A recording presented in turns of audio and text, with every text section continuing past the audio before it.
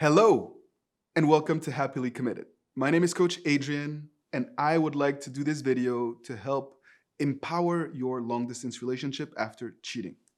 Unfortunately, cheating is a phenomenon that is way too prevalent in our society. Whether you're living together or whether you find yourself in a long distance relationship, unfortunately, it's part of the common challenges that we have to deal with on a day to day basis for all types of relationships. If you find yourself in a long distance relationship where cheating has occurred, it's important for you to not panic and to give yourself time to really process what has happened. A lot of times, you're in a very, very emotional state. You're hurt, one party feels tremendous guilt, and a breach of trust is not something that can be repaired overnight.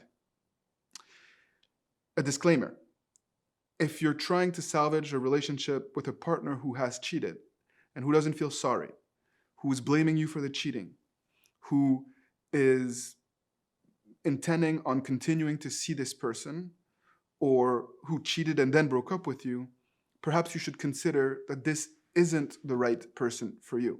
And even if you have very strong feelings and you want to make it work, even if you have children and you've built a life together, I urge you to pause, to take a step back, and to really give yourself time to process, even more than most.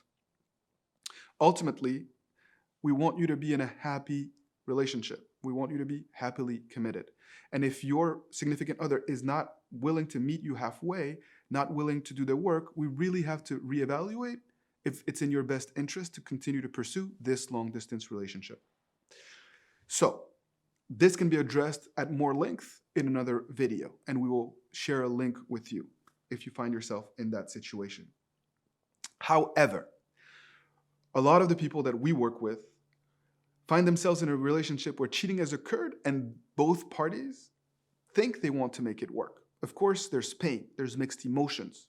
Part of you feels betrayed, but part of you still loves your significant other. Or part of you feels guilty for having betrayed your significant other and you want to make it work at all cost. And this is where we come in. My partner, Coach Natalie, and I really have done all that we can to help individuals that find themselves in this type of situation. And that's why we've created our Infidelity course to help individuals and couples work together to repair a broken bond. And if you're interested, you can find more information in the description of this video below. Ultimately, we understand that good people make mistakes. It happens.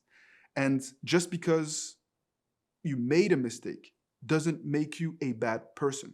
You can hate an action or the act without hating the person itself.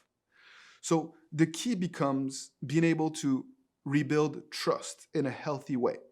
The key becomes being truthful and transparent and honest, and being able to really show to your significant other that you are willing to put in the work over a sustained period of time to earn that trust again.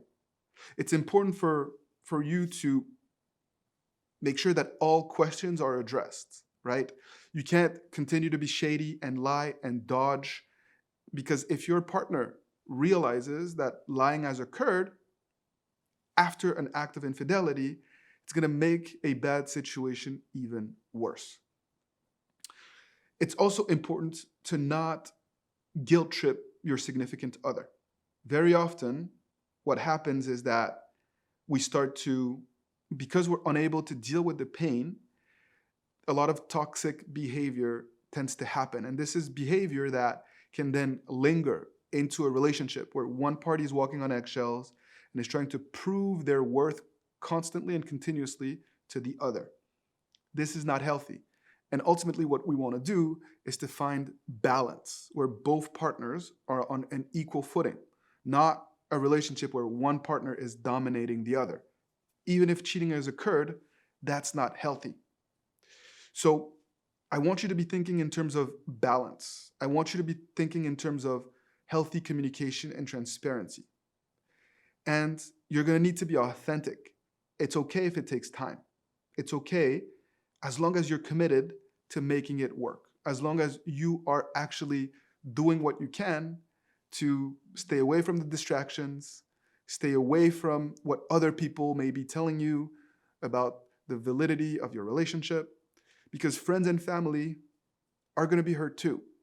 And they're going to place judgment on your relationship. And sometimes that's not healthy as well. It doesn't help you rebuild that bond. So, it is possible to rebuild a relationship, a healthy one, after cheating has occurred, if you are both committed, if you feel in your heart that you're willing to do what it takes, if your partner is willing to do the same. And know that we are here to help. Again, there's a program that we've created just to help couples overcome infidelity. And if you find yourself in a long distance relationship where infidelity has occurred, the challenges can be even more daunting in some ways because you feel so far away, because those insecurities may flare up, because you're unable to really have a face-to-face, eye-to-eye conversation with your significant other. I encourage you to try to get together, to try to sit down and really work through things in person as quickly as possible. Obviously, it would be better for the person who has committed the act of infidelity to go and meet the person that feels betrayed, just as a gesture of goodwill to show a commitment. Because if you've been cheated on and you find yourself having to travel and go see this other person and convince them that this relationship can still work, that you're worthy of being loved, in essence, you're setting yourself up to be in a very dangerous dynamic. And we want to stay away from that. I hope this was helpful. If you have questions, don't hesitate to put them in the link below. And as always, we are here to help. If you've enjoyed this video, please like it, fuel my fire. Tell me what topics you want us to address.